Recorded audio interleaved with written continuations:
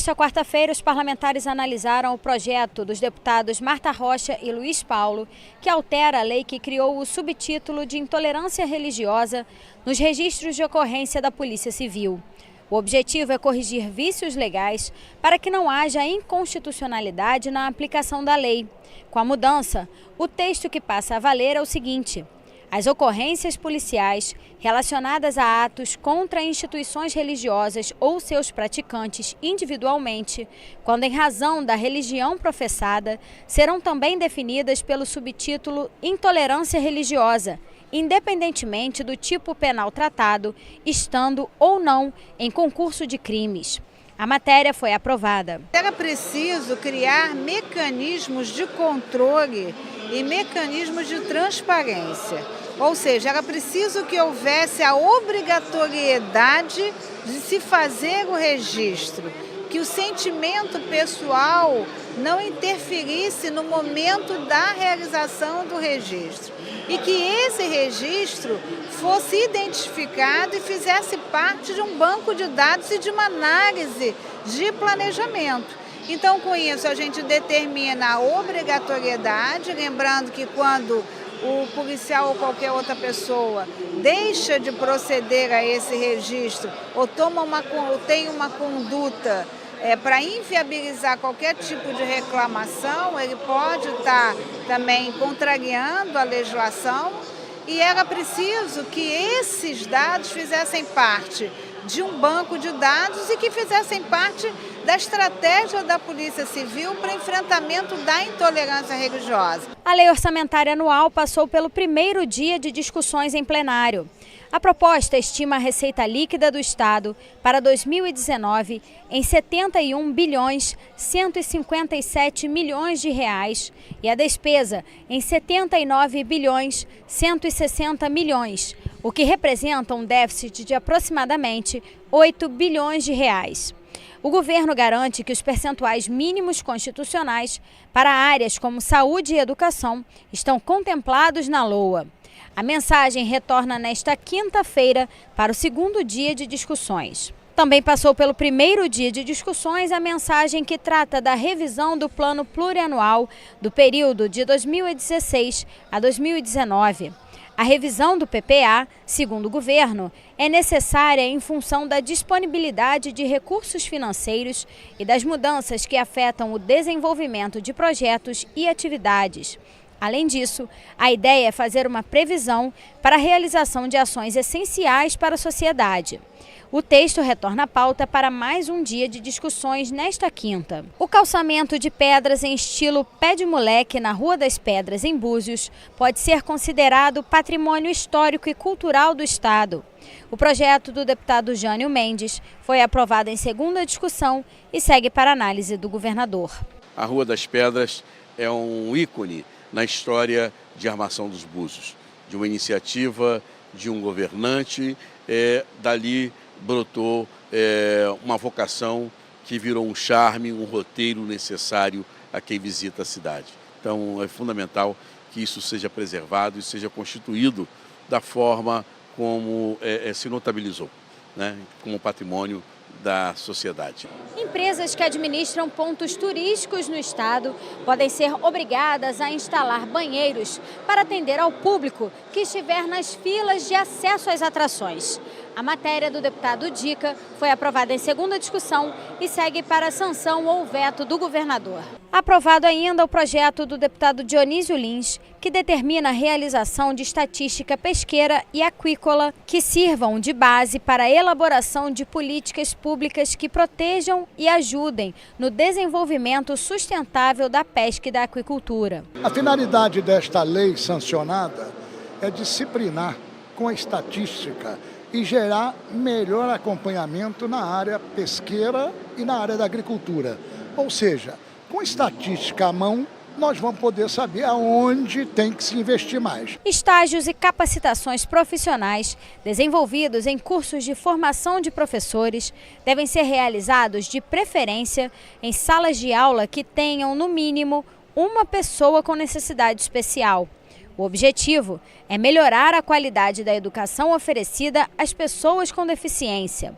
A proposta do deputado Anderson Nogueira foi aprovada e pode virar lei. O Brasil tem avançado muito na questão da inclusão, inclusive da inclusão em sala de aula. Então é mais do que promissor quando um aluno de formação de professores tem a oportunidade de experimentar já no seu estágio essa experiência de atuar numa sala de aula que tem o professor, mas que ele possa estar auxiliando esse professor com um aluno que tem algum tipo de deficiência. A publicidade dos órgãos da administração pública, direta e indireta, que tiver exposição de pessoas, deve contar com pelo menos 5% de pessoas com deficiência. O texto do deputado Nivaldo Mulim foi aprovado em segunda discussão e segue para análise do governador. Esses 5% que seria da publicidade, isso aí levantaria a autoestima também das pessoas com deficiência. E o deputado Dr. Giulianelli quer criar regras para a realização de eventos esportivos e de aventura em áreas naturais como corridas de montanha, motocross e atividades em trilhas. De acordo com o texto, esses eventos só poderão acontecer com autorização de um órgão ambiental estadual ou municipal que pode determinar medidas de monitoramento, recuperação, mitigação e compensação dos impactos ambientais. A proposta aprovada vai à sanção do governador. Os parques estaduais, federais e municipais, eles estão cada vez mais sendo motivo de atração, de turismo. E é importante que se normatize, porque a natureza ela sofre também agressões a partir do seu uso inadequado. Então, a organização de trilhas, corridas de trilhas, mountain bike, elas precisam ser bem normatizadas para não trazer, como eu falei, um prejuízo ambiental que vai ser difícil de ser corrigido. Pode ser alterada a lei de 2011 que criou o programa de prevenção ao assédio moral no Estado. Uma proposta do deputado Conte Bittencourt pretende ampliar o programa para combater também a discriminação da diversidade sexual, cultural e religiosa dentro das escolas públicas e privadas do Estado. Para implementar o programa, cada escola deve criar uma equipe de trabalho multidisciplinar com professores, alunos e pais. As equipes devem promover atividades didáticas voltadas para a prevenção das discriminações. O texto recebeu uma emenda e retornou às comissões. O projeto da ex-deputada Tânia Rodrigues e do deputado Carlos Mink estabelece que o cadastramento e a concessão de gratuidades para idosos, estudantes e pessoas com deficiência deve ser de competência exclusiva do poder público. O texto diz ainda que o poder público pode realizar convênios e parcerias para aprimorar o atendimento à população. A proposta aprovada segue para análise do governador. Muitas vezes o poder público transfere a FETransport e a Rio Card, que é controlada pela FETransport, fazer o cadastramento de quem tem direito à gratuidade. Estudante, pessoa com deficiência, idoso, etc. Isso é muito grave, porque os próprios interessados acabam dizendo quem pode ou não pode ter direito. E a gente tem vários casos, por exemplo, no passe livre das pessoas com deficiência ou com doença crônica, que os cadastradores dizem, não, tem que demonstrar a cada 6 meses, por exemplo, o cara não tem uma perna, tem que a cada 6 meses provar que a perna não cresceu, né? E criam manobras que acabam inviabilizando a pessoa usufruir do seu direito. Pessoas com obesidade mórbida podem ter prioridade no atendimento e garantia de acessibilidade em agências bancárias, órgãos públicos e lojas do Estado. A proposta do ex-deputado Tiago Mohamed também prevê que essas pessoas recebam senhas prioritárias, assim como já acontece com idosos e gestantes, por exemplo. O projeto aprovado segue para análise do governador. Pacientes com diabetes tipo 1, em acompanhamento regular na rede pública de saúde ou centro especializado do Estado, terão direito a receber tratamento com bomba de infusão de insulina de acordo com indicação médica.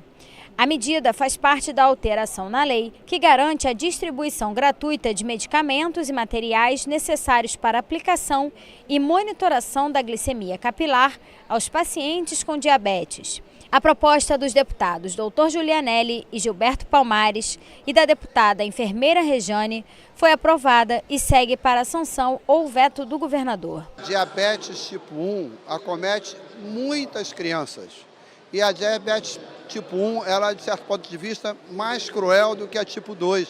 Ela exige um acompanhamento todo dia, durante vários horários do dia. Você precisa acompanhar o teu índice glicêmico várias vezes durante o dia. Imagine fazer isso com criança. Aí a criança vai para a escola, fica na escola 3, 4 horas. Os professores, as pessoas que acompanham, não têm o treinamento adequado e não têm responsabilidade de fazer, por exemplo, o acompanhamento do índice glicêmico. Se não for feito, daqui a pouco a criança não pode estudar. Então nós temos apresentado aqui na Assembleia Legislativa, não um, mas vários projetos de lei para melhorar a qualidade de vida das pessoas que têm diabetes, particularmente diabetes tipo 1. Já o deputado Paulo Ramos quer que todo evento realizado no Teatro Municipal do Rio, diferente de sua atividade fim, conte com a participação de pelo menos 40% do corpo artístico da Fundação Teatro Municipal. A matéria aprovada em primeira retorna ao plenário em segunda discussão. O projeto é de 2013 e nós estamos em 2018. À época, o Teatro Municipal passou por uma importante reforma e passou desde lá a ser utilizado para várias atividades, formaturas, posses de diretorias de organizações as mais diversas. Enfim, o Teatro Municipal foi abrindo espaço para outras atividades que não as atividades que lhes são próprias.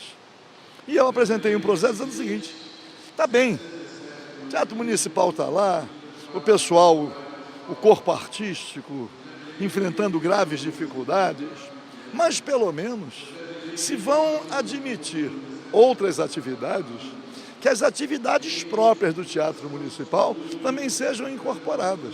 O Rio de Janeiro pode ter um programa de incentivo à cultura e valorização do artista plástico. O objetivo é abrir espaço em prédios públicos e privados para que as obras de artistas do Estado sejam expostas ou integradas às edificações. Os profissionais devem ser cadastrados na Secretaria Estadual de Cultura. O texto do deputado Tiago Pampolha foi aprovado e ainda precisa passar por mais uma votação. Empresas que façam assistência técnica de produtos ou serviços podem ser obrigadas a fornecer um número de protocolo quando o mesmo for solicitado pelo consumidor. O protocolo deve ter a data, a hora e o motivo do comparecimento do consumidor ao local. O projeto da deputada Zeidan Lula foi aprovado e precisa retornar à pauta para mais uma votação. Já as empresas prestadoras de serviços de transporte intermunicipal em ônibus podem ter que fornecer veículos exclusivamente para mulheres nos horários de pico. De cada 3 ônibus, um deverá ser feminino e circular entre 5 e 9 horas da manhã e entre 5 da tarde e 8 horas da noite. Para identificar os veículos, devem ser colocados letreiros ou painéis com o nome e número da linha, junto com a palavra mulher e fazendo uso da cor lilás. A empresa que desrespeitar a lei e os homens que insistirem em entrar neste tipo de transporte nos horários previstos podem ser punidos. A proposta da deputada enfermeira Rejane recebeu 2 emendas e retornou às comissões. Tem vários casos que a gente recebe aqui na comissão de mulheres, mulheres que estão indo para o trabalho e são assediadas sexualmente. Então, o movimento de mulheres no estado do Rio de Janeiro propôs que nesse mesmo pensamento, né, de que deu certo esse mecanismo no sistema de transporte ferroviário, nos metrôs, nos trens, também poderia ser utilizado no transporte rodoviário. E a deputada Marta Rocha quer garantir aos pais ou responsáveis o direito de conhecerem o processo pedagógico e participarem da definição das propostas educacionais. Isso deve ser feito com pelo menos 2 reuniões por semestre. A escola deverá comunicar ao Conselho Tutelar e ao Ministério Público a ausência nestas reuniões de pais ou responsáveis por alunos com baixa frequência, baixo desempenho ou com problemas comportamentais. A matéria recebeu 2 emendas e retornou às comissões. De um lado, é que esse não seja um contrato de adesão e que os pais possam participar, ajudar na construção desse projeto pedagógico, entender melhor o que é esse projeto pedagógico. E a outra comunicação, porque eu ouvi de uma mãe que participou de uma reunião que numa escola considerada uma escola de alta qualidade, que quem ia para a reunião dos pais era o motorista da família. Isso é inadmissível, né?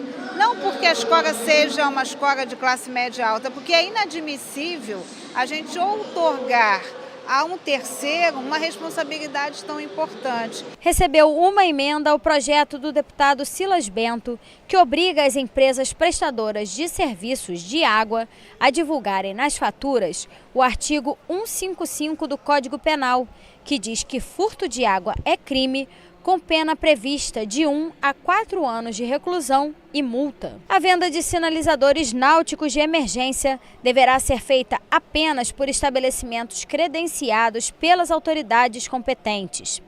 Estão aptas a comprar os artefatos luminosos pessoas maiores de 18 anos com apresentação de CPF e documento de identidade com foto. A nota fiscal da operação deverá ser vinculada ao número do documento apresentado e ao número de série do produto. O texto do deputado Nivaldo Mulim foi aprovado e retorna à pauta para outra votação. Existem 2 tipos de sinalizadores, né? Uma de alta distância e uma mais curta. Essa alta até vem com paraquedinha, né? Essa alta distância. Mas ele é vendido no mercado muito no mercado ilegal. Você tem que apresentar documento, o CPF, né, tirar nota fiscal, mas hoje em dia é vendido muito no mercado ilegal. Então nós queremos legalizar para que seja da forma correta.